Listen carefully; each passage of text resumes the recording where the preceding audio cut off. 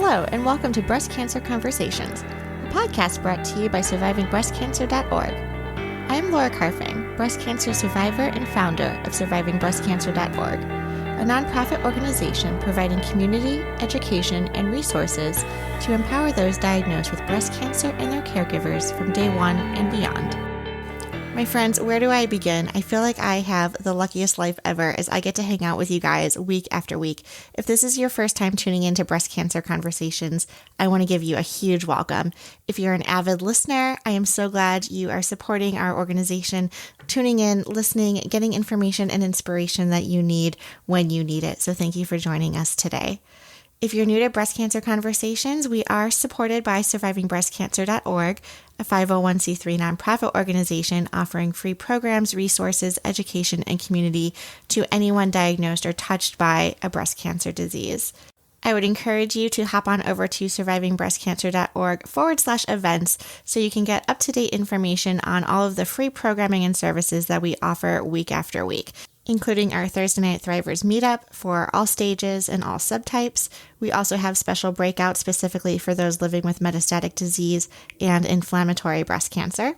We have weekly meditations, expressive writing, art therapy classes, a breast cancer book club where we read books that have nothing to do with breast cancer. And I can't forget to give a shout out to our survivingbreastcancer.org app, which you can download on Android and iPhone. So let's dive into today's episode. I am so excited because we have an amazing guest today. Her name is Kelly Motley. She is the author of The Fight for My Life, Boxing Through Chemo, which chronicles how boxing helped her navigate a breast cancer diagnosis and chemotherapy.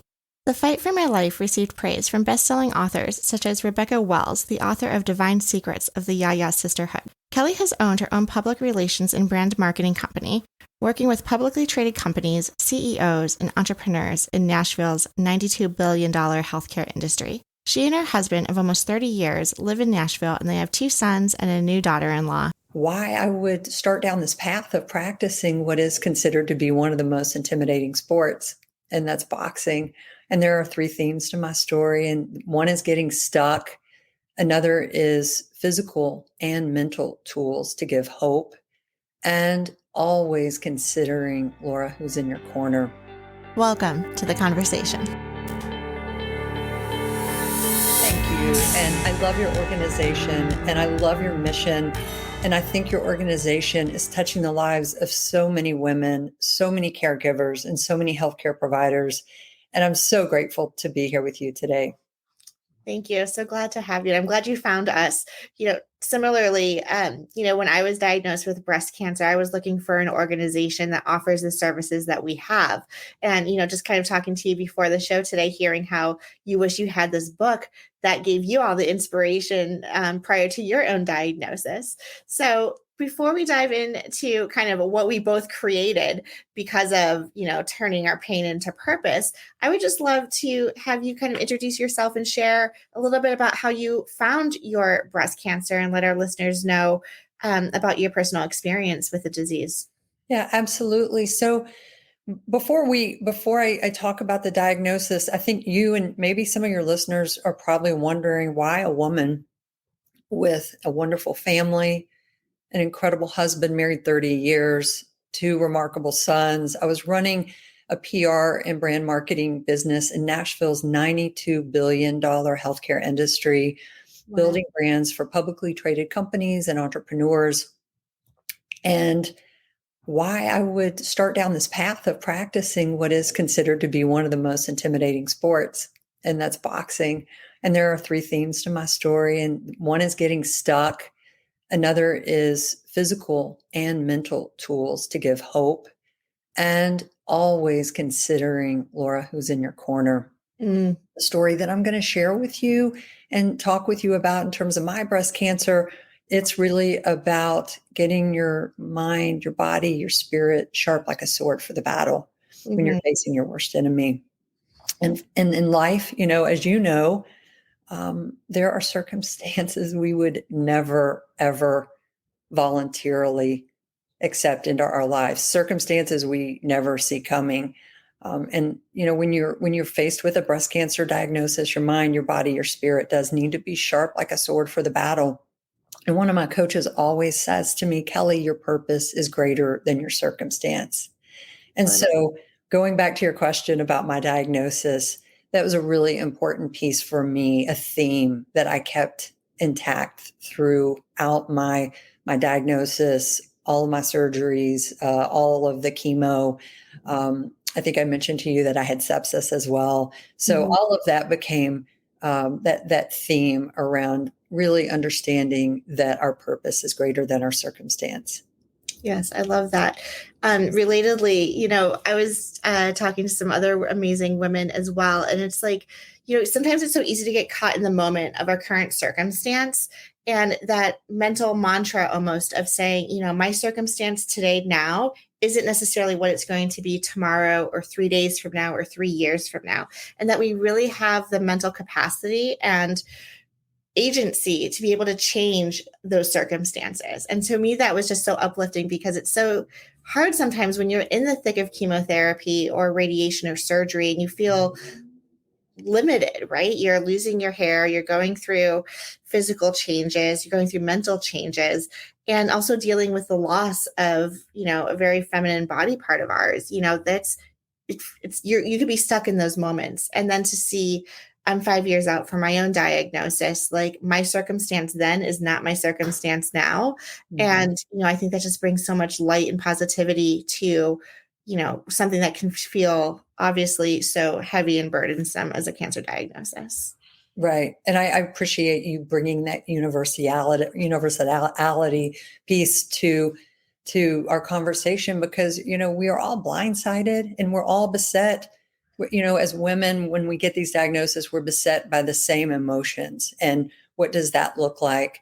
And for me, it was really about fighting Mm, and not surrendering to the situation, not cowering, but really putting on my boxer's mindset yeah. and moving through it and knowing that maybe we're going to be better mentally. Maybe we'll be better spiritually. Maybe we'll be better physically, and maybe we'll be better versions of ourselves. And really understanding the self-satisfaction that can be derived from disciplining our minds and our bodies and taking that from point A to point B through that process of everything that we're going through. Absolutely. Tell me a little bit about this boxer's mindset. So, you left the PR industry, you started this. I mean, I've never boxed. I've never even done like any of those workouts or anything. So, I'm super intimidated right now. But tell me a little bit about how you got into the ring and why you chose, this type of exercise and um, is it right just to call it a profession or like how boxing has kind of like fit into your life right now? Yeah, absolutely. So when I discovered boxing, it was in the summer of 2017. And I do believe the universe was kindly, quietly giving me the very best at the time, Laura, to equip myself as I was unknowingly getting ready for one of life's biggest duels. So Mhm. it was a total, stroke of luck for me to discover boxing. And I would use the principles that I learned inside the ring to be more present with my family, to grow my business to levels that I could never, ever have imagined. And then when I was fighting for my life, I used those principles. Where I was at the time, I was in a dull, hard resignation that I would forever be stuck, Mm, not stumbling, not stumbling forward, just stuck. I was praying every morning for almost an hour. I was meditating. I was stretching. And I still felt a very deep sense of powerlessness in my life, even though I was running this very successful business. And what was going on at the time is I was having some issues with a major client, and it felt, Laura, like a bout that was just going on every day, outweighing me. And one day, I felt the need to just go and punch something, and I'm sure all of us as women, you've had those days. And so I pulled my car out of my driveway at the end of a workday, and I went to a local boxer-size gym where I just pounded a heavy bag in a group class. And I thought to myself, wow, I have so much anger and stress. I'm really going to be great at this boxing thing. Not Have knowing, you ever done anything before like this? This was your first time? yeah, my first time thinking, oh, I'm going to be great at it, not realizing that, anger is the worst. You relaxed when you're boxing, and anger is the worst emotion you could feel in doing anything in life, but definitely boxing. And Yeah. so my youngest son joined me in these classes at the time, and his interest in martial arts led me to Jeet Kune Do. Hmm. And what happened is I really leaned into this Jeet Kune Do. It was started by Bruce Lee, this style fighting with my son as if my life depended on it. Everything in my world started loosening up.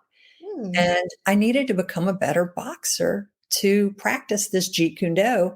So I hired an Olympic boxing coach who Wow. took the women to the Olympics, and they got a gold.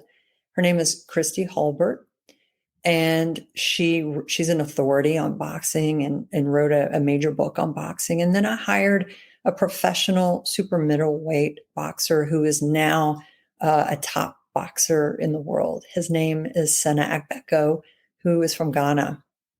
And I started training with Senna 3 mornings a week, and training with Christy when Senna would be away, working with Floyd Mayweather's gym. And I started learning all of these principles that, as a 50-year-old woman, I felt that I should know about life. But I started really learning things from Senna, such as, he would talk about the tool belt. And one of my first lessons with Senna was, Kelly, imagine we're strapping a tool belt around your waist, and we're going to stock it with tools that you can count on using. You're going to have a lot of options. And without these tools, and when you look down, if you don't have the tools, if it's not well stocked, you're not going to have a lot of options. So I started really thinking about this Mm. in my life, and then I applied it to my cancer. And I started thinking about principles around, and Laura, a couple things were really counterintuitive for me. So in boxing, when you're slipping or rolling, you lean into your opponent or the threatening situation. And Mm. I was always someone who would definitely skirt those situations. And so really leaning in to my diagnosis Mm. and hitting the speed bag, thinking about, how do you make situations adapt and adjust to you, looking for patterns, things like that. Right. So I used different principles that I learned inside the ring. And I started writing this book that I wished I could have read when I was first diagnosed, but it just didn't exist then. And I wanted other women to know that if I could do this, they could do this too. Mm-hmm. Yes, no, that's so powerful. I think where we could use martial arts or other tools that aren't related at all to our current situation or healthcare or cancer. And then you start to really connect the dots and the stars align, and you're like, oh my God, like, how did I not know this sooner in life? Right. That's amazing. So, what's the name of your book? Let our listeners know so they can find this as well. Yeah. So the name of my book is called The Fight for My Life, Boxing Through Chemo. Mm. And it's getting praise from best-selling authors and celebrities. And it's really for anyone who has been blindsided by a diagnosis of breast cancer. I've heard from other people who are dealing with addictions. A woman reached out to me recently who was sex trafficked, who got inspiration from my book and wanted to connect on boxing and what she could do. So I feel as if it's having a profound effect on a lot of women, but other people who are having anxiety issues or dealing with something where they have been blindsided. Definitely it's a breast cancer, but really helping people who who need to move through an unexpected Mm, circumstance, or they're dealing with their worst enemy. for sure.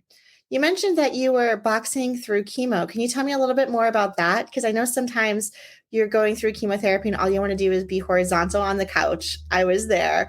But Yes. I know the science is also coming around saying the best thing you could do for your body is also to move to help fight that fatigue. What was your experience? Yeah, that is such a great question. So, um, I I really saw a lot of commonalities, Laura, between cancer and boxing. Mm, So, healing is a mindset, and boxing is a mindset.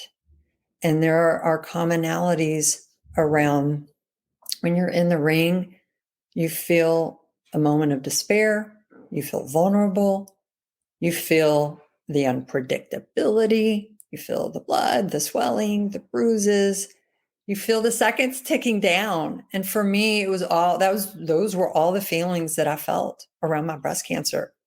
yeah. And so, looking at my plan and approach to have a very strong mental and physical well-being, I wanted to figure this out, and how could I keep my business going and have this well-being. And so I looked at, we know that the best conditioned fighter has the advantage. And so when I got my diagnosis, I had 2 months before I started chemo and before I started my surgeries, and I wanted to get my body as clean as possible Hmm. and in the best possible physical shape, because I wanted quick recoveries and minimal downtime. Yes. And it was really important to me at the time to keep my business going. And so I trained. I just trained. I upped my training.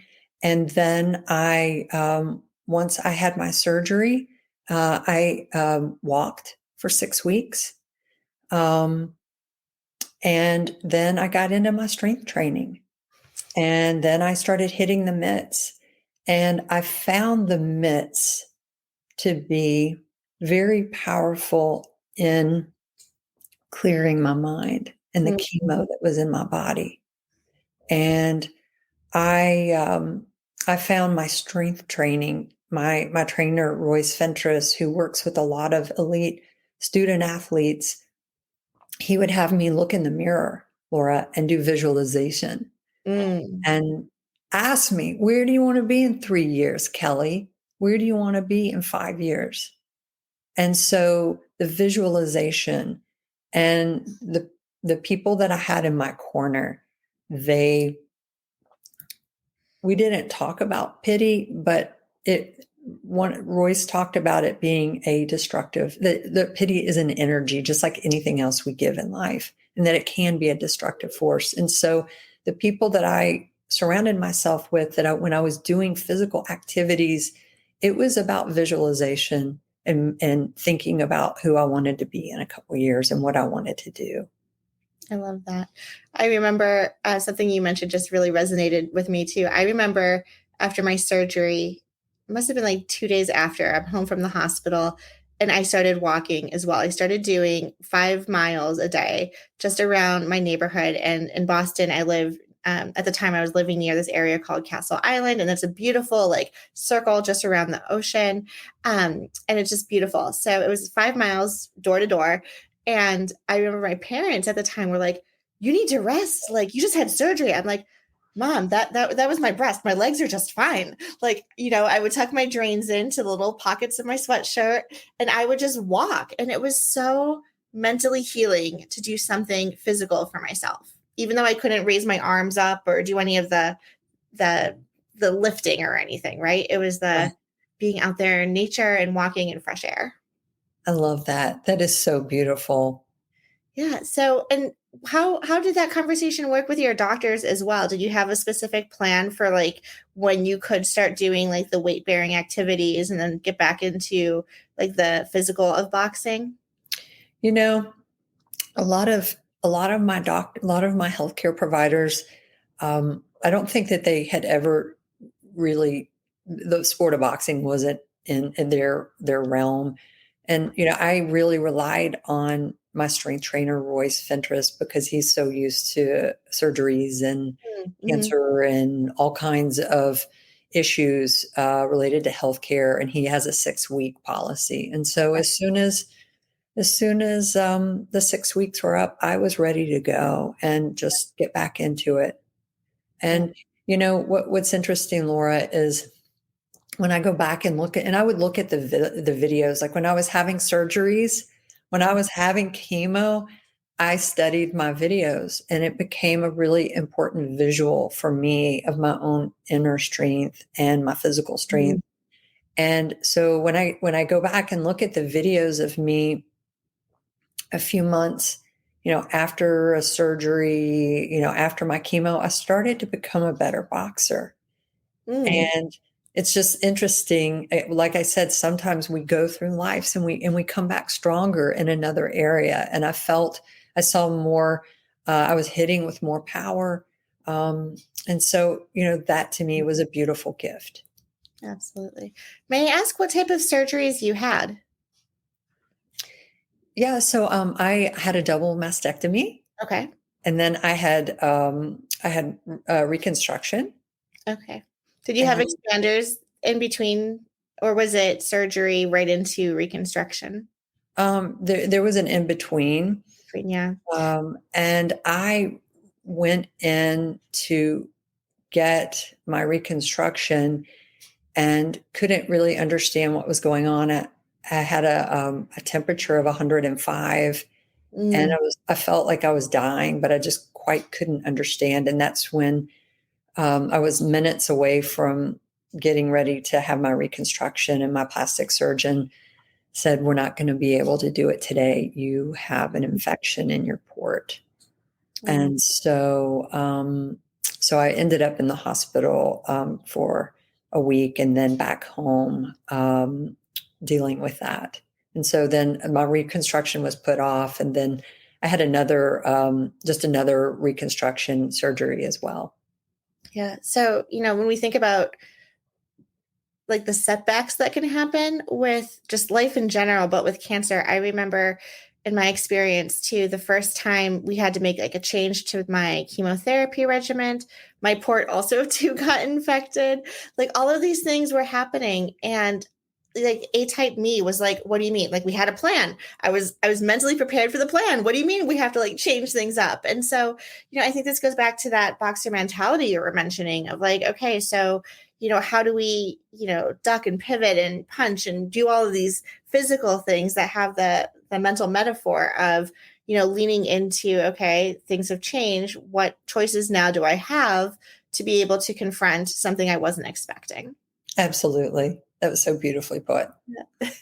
Yeah. And, I think it's hard too, because especially going into something like surgery, I feel like we have to kind of mentally get our heads wrapped around, okay, today's the day, or you're so excited for the exchange surgery. And so to have a setback like that can, really throw that monkey wrench in to Mhm. all of our plans. So Mhm. can you tell me a little bit about how you overcame some of these obstacles, again, drawing upon your boxing? Yeah. So let me just communicate, just in case you aren't aware of this, or your listeners. But I was working in healthcare. I was Okay. working for healthcare companies, CEOs, their teams, and I knew way too much. Mm, And I never ever thought I would see myself on that side as a yeah. patient. Hmm. So, from the cybersecurity standpoint, from really just a lot of the mistakes that are made. I had the CEO for probably the largest healthcare company in America look at me one day and say, "Kelly, hospitals are the most dangerous place in America."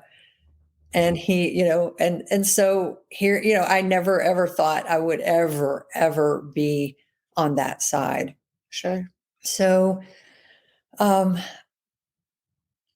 once I got real that this was happening and I was moving forward, really thinking about the tools and what is my plan and my approach. How am I going to keep a strong mental and a strong mental and healthy well-being, Yeah.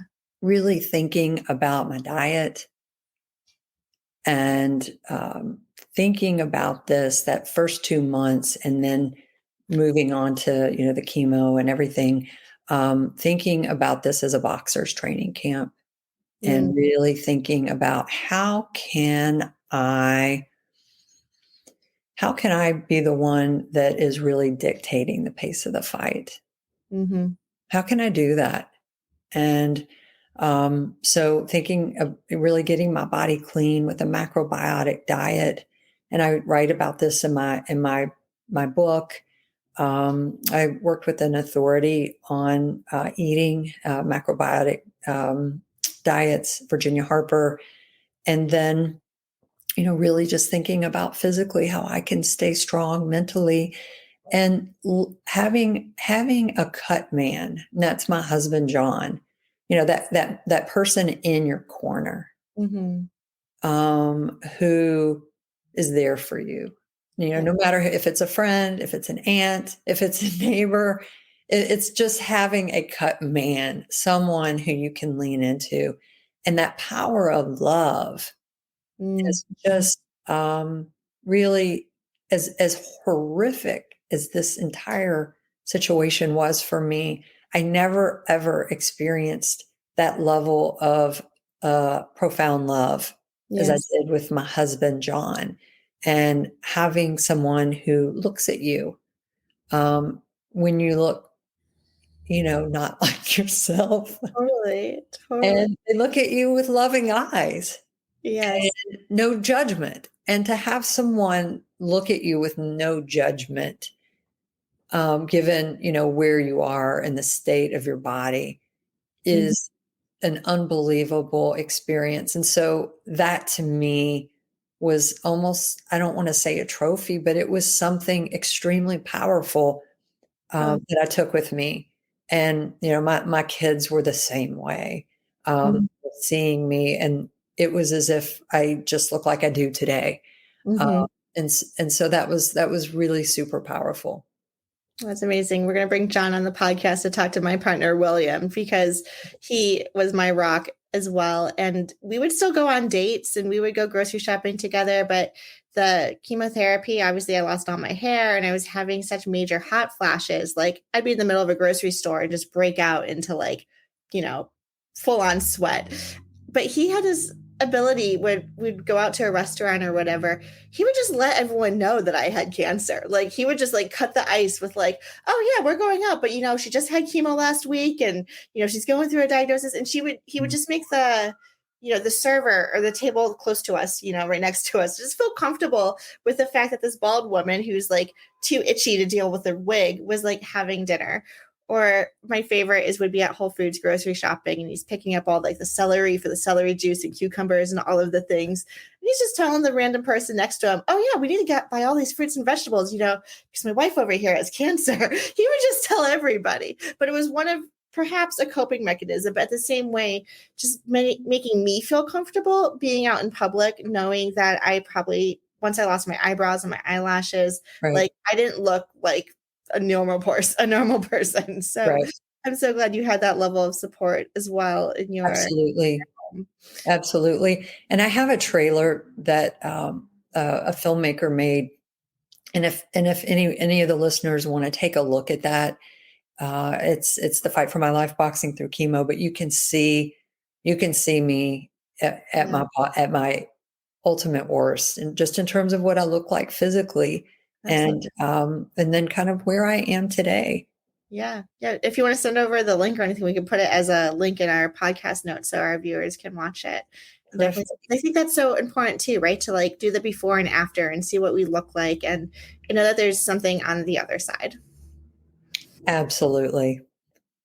Yes. One more question I had, because you started touching upon nutrition, and this goes back to, when we're kind of feeling this loss of control, what are things in our space that we do have authority and agency over, right? Such as getting up and walking or working out, exercising, meditating, choosing nutritious, fruits and vegetables and everything for our bodies to make sure that we are giving it our best. Can you tell me a little bit about the macrobiotic diet. I actually, one of these books back here definitely has one of those comments too, because I was very interested in it. But I would love to hear in your words, how the diet helped you, and are you still on it?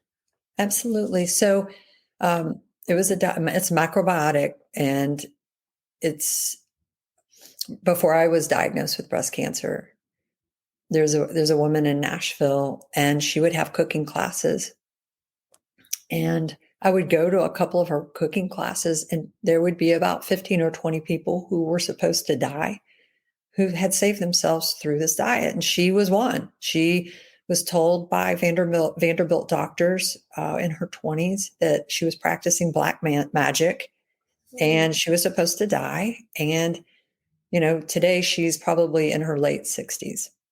Yeah. And I told myself, God forbid if anything ever happens, I'm going to lean into this diet, because I had heard all these people give their testimony, and it seemed crazy to me, but here they were telling how powerful. So it's a diet of a lot of vegetables and miso soup. And I gave up overnight, and this was really, really challenging, Laura, because I gave up caffeine. Oh, wow. I gave up alcohol and meat and poultry and all dairy and bread and sugar. I think that's everything. Like And turkey one night? what's that? Cold turkey, just like one night Turkey, because I was just like, I'm just going to do it. And I did it. And so I was on this diet for a really long time, and I'm not on it anymore. Mm-hmm. I'm not drinking alcohol right now, but I drink espressos. I enjoy life. I don't eat a lot of sweets, but this diet I really leaned into. And I write about this in my book, Laura, and you might think this is really funny, but you were talking about being in control. Mm-hmm. And so this was my big lesson. So Virginia had told me her clients didn't lose their hair. What? Okay. Yeah. Okay. So I basically followed the diet, to a T. And if she would have said, I need you to go to a rural county in Tennessee and lick the white lines on a backcountry road, I would have done it. I did not want to lose my hair. Okay. It was a big deal. And so I made it. Everybody said 3 chemo treatments, you will lose your hair. It's just going to happen. And so the nurses would say this to me, and I would say, no, I'm not going to lose my hair. I mean, I thought I'm going to eat this and it's not going to happen. So 4 chemo, 5 chemo, 6, I think it was like the 7th chemo. And I write about how it all happened in my book. So I ended up, of course, I ended up losing my hair, but I leaned into this diet really as a way to help control things. And it did help me with my recoveries. I felt like getting the toxins out of my body and helping me stay clean. I was always concerned when I went to get chemo. This was the very first place I went to get chemo. I made changes in my healthcare, which was a very powerful thing for me to do, which I felt like made a difference in my care. But they would pass around baskets of candy. And I just felt like, we know that, sugar, it's a big contributor to cancer. So it was hard for me to sit there and see, how that could happen. But I really leaned into, very naively. But sometimes when we're, in those situations, we lean into those principles. Yeah. Yeah, that's wonderful. And I, that's amazing. I think diet and food in general is just so powerful. And anything that can, motivate us to, have that extra piece of broccoli or that apple or whatever it is that we're trying to take. I'm right now doing the lemon juice in my water every morning. So I'm heating up, instead of like tea bags or anything, I'm just heating up my hot water and then adding my lemon juice to it as like my first thing to like clean the digestion system. But you're absolutely right. Like we're going through such toxic chemicals, right? Chemotherapy, radiation, like all of the things. What can we do to meet the Western medicine halfway to make sure that we are giving our all in fighting this disease? So I really appreciate that. So Kelly, as we kind of transition here too, I'm so excited about your book. I'm so excited. Like you're looking great. You're feeling well now. You're still boxing, I presume. So where can our listeners get your book and find out more about your story? Absolutely. So you can go to the Fight for My Life boxing thefightformylife.com. You can purchase my book at Parnassus Bookstore, which is one of the top indie bookstores in America. You can go to Vanderbilt Bookstore. You can go to Amazon, Target, any online retailer has my book. And I'm starting to offer new fitness classes to help women consciously connect with their being and to open up their root sacral chakras. I'm getting ready, Laura, to bike the Atlantic coast of France with my husband and to really bring the whole breast cancer love message around how love can help transform a woman's entire journey around breast cancer. And so John and I are biking the Atlantic coast together, and I have a beautiful pink bike that was designed by Greg LeMond, who people might know he's the only American to win the Tour de France 3 times. Oh, okay. And Amazing. so it was designed by Greg LeMond, and I'm planning on doing that this summer. I'm looking for sponsors, but I'm just all about bringing the message of love and how women need love when they're going through breast cancer. Yes, for sure. Well, that's amazing. I love that. Kelly, this has been such a wonderful conversation. I'm so inspired by your story, and I know our listeners will be as well. And I hope this is one of many conversations. I'm really excited about the work that you're doing and the impact you're having on our community. So thank you for that. Laura, thank you. And thank you so much for your organization. It's great to be here. And thank you, everyone, for listening to our show. I would like to acknowledge that all of the information on our podcast are from personal experiences and are not a substitute for professional medical advice. You should always contact your medical care team. Our podcasts are made possible because of donations from listeners like you, so please feel free to make a contribution through survivingbreastcancer.org/donate. And there are so many ways to get involved with our nonprofit and our organization, not just through listening to the podcast, but through all of our virtual programming. So you can check out all of our lineups by hopping over to survivingbreastcancer.org/events. And as always, all of our programs, services, and resources are absolutely free. Thanks again and keep on thriving.